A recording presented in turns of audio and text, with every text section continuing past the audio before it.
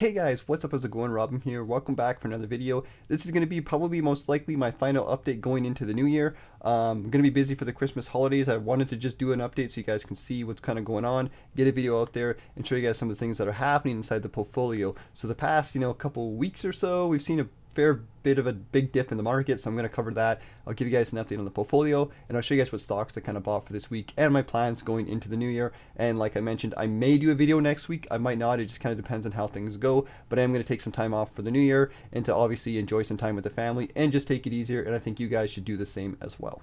Before we get in the video, I just want to mention really quick, we did get a lot of snow recently, so I don't know where you guys are, and I don't know what it's like where you are in Canada, but we got lots of snow, and we actually have another big chunk of snow coming today, so it's, this usually happens during the Christmas holidays. We get a lot of snow. It actually has gone significantly colder out as well. I think this morning or last night it was kind of approaching like that negative 30 weather. So it's getting pretty cold here, and there's a lot of snow. So just wanted to let you guys know about that, and leave a comment in the comment section to let us know kind of what your weather's like where you guys are. Anyways, let's jump inside the video. Let's see how our portfolio is doing on Wolf Civil Trade. All right, so the first thing we're going to start off here is going to be the portfolio update like usual on the channel. So quite an interesting day today. I'm doing this video about Thursday afternoon when I'm doing this video, so you guys might see it Friday probably. Sometime during Friday I'll probably publish it, but I just wanted to kind of let you guys know at the time of this video what date it is. So we have $106,000 inside of our Wolf Civil Trade accounts. Actually quite a bit happening today in the markets. We did see a bit of a jump up yesterday, but the past week or so we've seen actually quite a dip, and today has been a pretty significant dip as well, kind of going towards the end of the year, and it's going to be interesting to see what's going to happen in the new year. So if you look at our watch list, our three main ETFs that we kind of have that cover the different markets. We have VFE, which is down negative 2%. We have VDY, which is a lot of the Canadian dividend stocks, down negative 1.61%. And then we have our covered calls down quite a bit as well. So, lots of dips here. Once again, lots of things on sale right now. So always a good time to be buying stocks. And I know a lot of people are kind of just waiting patiently for the new year to come in. I know when that does happen for us, we will be focusing on probably putting a big chunk of money inside of our TFSAs and whatnot. That'll be the goal there. So we got to patiently wait, and hopefully the dip kind of continues onward. But the one-day return, like I mentioned, down negative 2% inside of our TFSA, which is more U.S. focused stocks. It's down about $1,800, so it's quite a bit. 1 week return is negative 3%, which is about $3,000, so quite a bit of a dip there. 1 month return is negative 5%, so again, pretty steady dip for the past month. Last 3 months is actually not too bad, but all things considered, actually plus 2%. So we had a bit of a rally there and a bit of a temporary dip, but over the past 3 months we still have a bit of recovery there. 1 year return is down negative 9%, and that's kind of not surprising. U.S. markets, if we take a quick little peek here, we'll take a peek at the S&P 500. Year to date, it is down minus 15%. So quite a bit overall. I'm not surprising that our portfolio kind of reflects that, since 50% of it is in VFE. And the all-time returns for the TFSA is sitting at 5%. So once again, consistently investing, putting our money in is definitely paying off. And with the dip happening, it's definitely presenting us with some good buying opportunities. The personal account, which is focused a little more on Canadian stocks, is probably going to be more or less the same. The 1 month return is down negative 4%. So minus 4 is basically telling us that the Canadian stocks are kind of dipping as well. Keep in mind, a lot of these stocks are more dividend focused, and it's not really reflected in the individual stocks themselves, but it is reflected in the all-time returns, and we are consistently just reinvesting them to get that, to get them on sale and to keep those dividends compounding. 3 month return is looking a little bit better at 1%. We've seen a nice little rally or jump up in the Canadian markets. 1 year return is sitting at negative 7%, so still quite a bit of a dip overall. And all-time return for the personal account is negative 2%. So even though it's been pretty steady, this last little dip has pushed it down a little bit, but it's actually still not too bad, all things considered. And like I mentioned, this is definitely a much more income-focused, income/growth focused account, but definitely focused on the Canadian markets. Next up, we'll talk about the stocks that I kind of purchased inside my portfolio for this week, and I actually did buy some today. It's kind of hard not to buy. I don't have a ton of free cash right now. But of course, with the prices going down, I'm reinvesting on the dividends, trying to take advantage of that as much as possible, and I'm putting whatever little cash I have. Once again, you guys don't have to be crazy with this, but whenever things dip, and you always want to buy more. And one of the big problems is feels like you never have enough cash, kind of thing.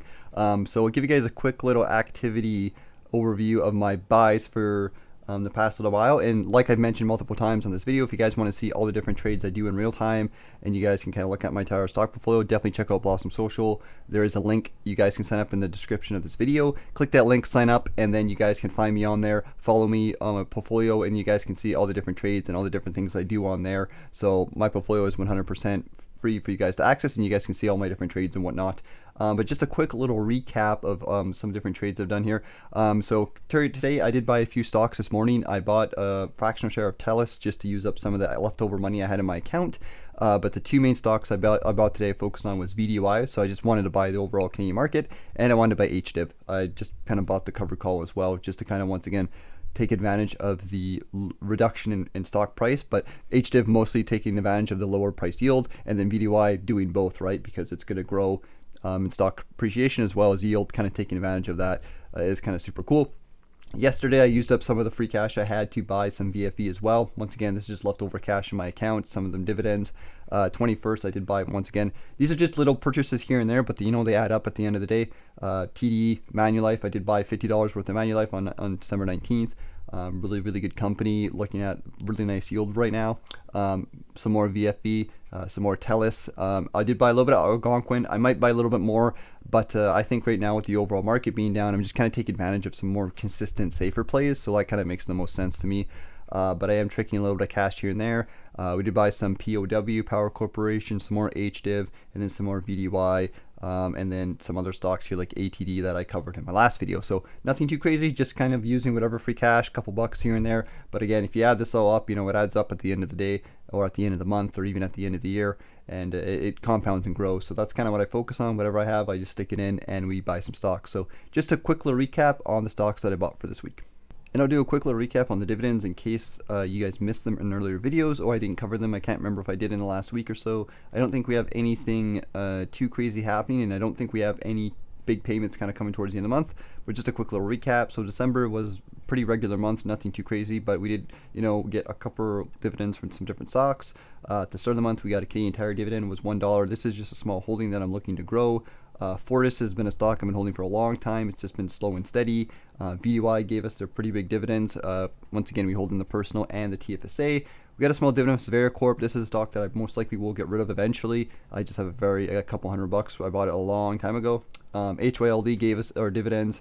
Some quite a bit dividends actually. Again, these are focused on dividend funds, right? HYLD and HDIV. So $3, $16, $2, $30. So they all add up to add more yield inside the portfolio. ATD gave us a little dividend. Actually two dividends, so it's about $6, $7, $8, and those have been steady growing. And then we get a nice dividend from Manulife as well. So not too much, but it does add up. And if we check over on the monthly income, is where I like to keep track of all the monthly income we got. December we made so far, I made about $212 in dividends, and then my fiance's portfolio made about $17 or so. So that's $232. Pretty consistent with most of my months. You can see in September we made $228, and then October was a really big month. November was a little bit of a lower month, right? And then December a big one, and December an okay one, and then January is going to be another big one as well, because all of our quarterly stocks and ETFs and whatnot pay out as well. And here is the total dividends. This number is not accurate. I don't know why, but I've actually have this set up so that if I change this, for example, if I change this to something, let's just put that in there.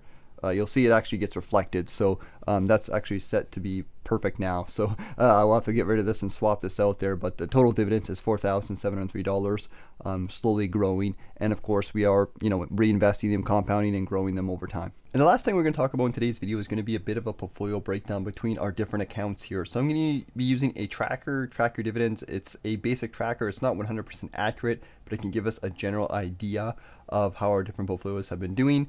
So we have a summary here of all of our accounts together. I'm trying to find a good tracker, like I mentioned multiple times, that includes all the different accounts together. And I use a couple different trackers, to kind of basically show this. But this is a good way, and I do have a spreadsheet, but I just haven't updated it yet, and I need to go inside all my different accounts, and I need to do it manually, and it's just a big pain in the butt. So we're going to give you guys a quick little overview using Track My Dividends. It's a free, or Track Your Dividends is a website.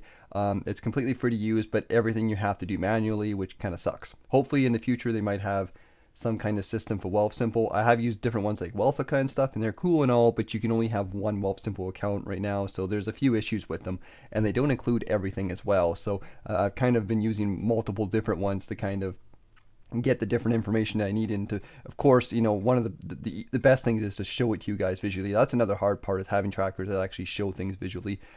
So quick overview of our account here. We have $120,000 between all of our accounts. So we have one, two, three, four. You can see the accounts up here at the top here. We have my ESSOP for my employer. We have our personal account. We have my fiance's TFSA, and then I have my TFSA. So this is a quick overview of all the accounts together. We have roughly, again, this isn't 100% accurate, just kind of a rough estimate, of about a 3.2% portfolio yield. Our yield on cost is 3.15. Obviously, markets have dropped a lot, so that yield on cost is going to kind of not going to look that great. But over time, once again, as the market goes up, you'll get that yield on cost. It's not really the most important metric during the short term. Our annual income is $3,817, so that's quite a bit of money, $4,000 annually, give or take. So that's pretty sweet between all of our different accounts. And again, it's important to kind of put everything together, because everything works together and grows. So the first account we'll talk about is the ESSOP. So if you guys don't know, I work for Loblaws. I work part-time. I have a part-time job. I work part-time, and I do the YouTube channel part-time, and then my fiance also kind of works part-time too. And that's kind of the way we do things. And then we have our investments and stuff to kind of hopefully in the future kind of supplement things. I know we're a little bit of a ways off from there, and obviously, our lives are going to change over time, but that's kind of the basic plan. So I contribute to this on a regular basis. I should have started it a long time ago, but I never did. But basically what happens is, I put the money in the company stock, and they match it. They give me a 25% match, which is pretty sweet. And it's a good company. Loblaws is a great growth-based company. It's a great growth-based dividend company. It's more growth focused because the dividend yield is 1.32%. But it is a company that's been done really, really well over the past decade or so. And from somebody who works there, they're really getting ready for the future. And I think as things go more online and stuff like that, they're there. Like, they're getting there. They're going to be one of the leading players, especially for groceries and stuff like that. So they're really killing it right now. So I'm happy to invest in the company. Portfolio yield about 1.32%, a little bit of yield on cost bonus because the stock has done really well this year. Annual income is about $6. Obviously, it's only $500, but slowly over time, that's going to grow, right? Next is the personal account. And going into next year, I probably will be setting up an RSP of some kind.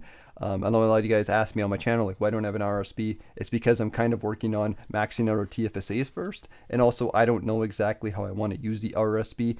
We are kind of lower income, so it's not a super big concern for me, but of course, over time, we do want to maximize it and kind of benefit from it. But we're really just focused on getting passive income today and growing our stocks in the short term. We're still pretty young, so that's the focus. But of course, we will be building an RSP as I get more smarter with this kind of stuff, and I realize really what I want to do and how much I really want to put away for retirement. We're going to be doing well regardless based on how things go, so I'm not too worried about it. But of course, there is benefits to it. So the personal account is Canadian focused, like I mentioned, Canadian dividend stocks as well as Canadian yield stocks. It's got a portfolio yield of about 4.74%. A lot of that coming from the regular dividend stocks, the ETFs, as well as the covered calls kind of help bounce it up a little bit. Yield on cost is 4.53%. Annual income is about $900. So it's obviously not a big account, but it does add up. And since we are in a lower tax bracket, all of our dividends from a personal account are tax-free, essentially. I don't pay any tax on it. So that's a big reason why I have a lot of the Canadian stocks in here, is that we don't pay tax. And going into the future, it's probably going to be exclusively a Canadian account for the most part, just to kind of get those tax benefits. And capital gains are also taxed pretty low as well. So if you even wanted to invest in some growth stocks in here, which we do have, we have like ATD, we have CNR, we do have some VFV. There is options, and that's going to do well. The third account on the list is going to be my fiance's TFSA. So this is one of the big things we're focused on growing. She's basically putting money in, and I'm kind of trying to match her contribution so we can max that out. I've kind of encouraged her to invest that way. Every single month or whenever we have free cash, whatever she puts in, I put a little bit in as well to help contribute. If you guys can do that, or if you do have a spouse or something like that, taking advantage of their TFSA is really big as well. So again, long term, we're kind of trying to get her to understand how to do everything that I do here, and she's coming a long ways, and it's been super cool and super fun. So if you guys can do that, if you guys can sit down and talk about this stuff and figure it out and get them involved, your partner, it's always a good way to do it. So she has $10,000, about $11,000. She has 3 ETFs, so she definitely has a simpler approach. And in her case, we could also put her into a robo-advisor, but again, because she's kind of following the same kind of system I am and whatnot, she's basically just buying the ETFs and not doing it in individual stocks like I am. So she's got VFE for growth, she's got VDY for dividends as well as distributions, and then she's got HYLD, and we might add another ETF of some kind, whether it's going to be a passive income one or something like that. We don't know. We'll kind of go from there, but it's a very simple account, just focused on yield. She likes the same combination I do, want to get some yield, want to see some benefit today, but also grow that money over time. And she definitely is a bigger fan of the the passive income, like just seeing that money grow in her account, getting those distributions is really big for her. So she really enjoys that, and I totally understand why. So she's got about 3.3% portfolio yield. So a good chunk of it is in VFV still. That's what we got started on, and then yield of cost, and then annual income is about $360. So it's not much, but it adds up, guys, and it keeps compounding, growing. Every single month we're trying to put that in, and a big goal for the new year is to bring this account up, kind of bring this value up, because that's going to make a significant difference. It's literally tax-free money, right? And she does have lots of contribution room, plus our new contribution room. So we're going to have a lot of work to do. Our work is going to be cut out for us for the new year. Going into my TFSA, this is what I've been working my butt off over the past couple years, since 2019 or so. I've been throwing every single thing, every single penny I could into this account to grow it, and it's grown significantly, and I put a lot of money in. But I worked hard to do this, and I'm not going to lie. So we have $90,000 in here. Portfolio yield about 2.88%. Yield on cost is about normal. We started this account at the beginning of 2020, so we did buy slightly before the pandemic. We bought during the pandemic, and then the account has grown, and it is to where it is now. So that's why it's kind of like has a nice little buffer. Even though the markets are down quite a bit, it's actually not doing too bad. That's because we've had invested in all the dividends, all the different distributions have kind of been reinvested, and we did buy a lot of stocks during the dip, so it's been pretty sweet. Annual income about $2,576, so it is my biggest account by far, and the biggest holding inside the account is VFV for the growth, and that's what we have. Going in the future, I do have some plans to change this around a little bit, but that'll be something I'll probably talk about in a future video, and when I do some more research to find out how we want to kind of structure our accounts going into the new year. But this is a quick little overview of our different accounts. Once again, that's 4 accounts here that all add up to be a summary of about, give or take, around $120,000. And that's all of our portfolios. Just a quick little overview so you guys can kind of see. And one other thing that's really cool here is we can see the individual stocks. So you can see like the annual income for each individual stock. Once again, you guys can research this up, but we can see like the big differences between like AQN. Obviously that one's probably going to get cut, but like ATD, it's a growth focused stock. It's got $33 in dividends. Again, how much you hold makes a big difference, but even if you look at the passive covered call funds, $100, $600, like that's pretty significant dividends. And again, VDY as well. So our portfolio is a nice mixture of growth, the dividend growth, as well as some decent yield, to kind of help us during the dips and stuff like that, and to just help us with cash flow, because we're not a high income family, even though we save and we're pretty frugal, but we kind of want to have the safety and not have to worry about our finances. So that's the whole point, and to enjoy some of our money as time goes on. But anyways, guys, that's it for this part of the video. I just wanted to give you guys a quick little portfolio recap. If you guys have any questions, let me know, and I'll do my best to get back to you guys. So going forward, we'll do a quick little recap on some possibilities and some different things I'm looking to do for the new year. So obviously I mentioned earlier, the new TFSA limits come into the new year, and me and my fiance will both have our TFSA limit of about $6,500. She has lots of contribution room left, so we are kind of working on kind of growing her account. So obviously when the new year happens, we're going to be putting a lot of money into that, and I haven't been investing too much lately. It's been hard because stocks have dipped so much, we can get them at a cheap price and we want to invest, but at the same time we're kind of waiting for the new year so that when the TFSA kind of contribution goes up, we can just dump a bunch of cash, and we're really just going to throw as much money as possibly can. I know a lot of people like to wait or they try to time the market. We're just going to throw it in because we do have a good chunk of the portfolio in income sources and different dividend stocks. So like really, you just buy in the market, you get that distribution yield kind of growing, and then the growth stocks, obviously, which I do hold a big chunk inside my portfolio, are going to grow as well. But I'm a big believer in just put your money in the market. It'll work out for you over time, instead of like really trying to focus on timing the market. And nobody really knows what's going to happen. A lot of people are saying there's going to be a big dip or a big drop, even more at the beginning of 2023. It might happen. Nobody really knows. But just in case if the opposite happens, you kind of want to have your money in the market. So that's why I'm always a big fan of doing things that way. But like I mentioned earlier in the video, when I first started the video, we're going to take it easy. I'm be taking some time off. I'm going to hopefully go back home if the weather is permitting, take a week or so and just kind of relax. And I encourage you guys to do the same. Take a break from your stocks, take a break from your investments, and just have some fun. Maybe indulge a little bit. That's really what the Christmas season is about, and that's what I'm going to be doing. And then once the new year kind of comes around again, we can get back into our habits and some discipline and kind of getting back on track. And that's kind of usually what I do. So anyways, guys, hope you guys enjoyed the video. Hope you guys have a good Christmas holidays. Take care, and I'll see you guys later.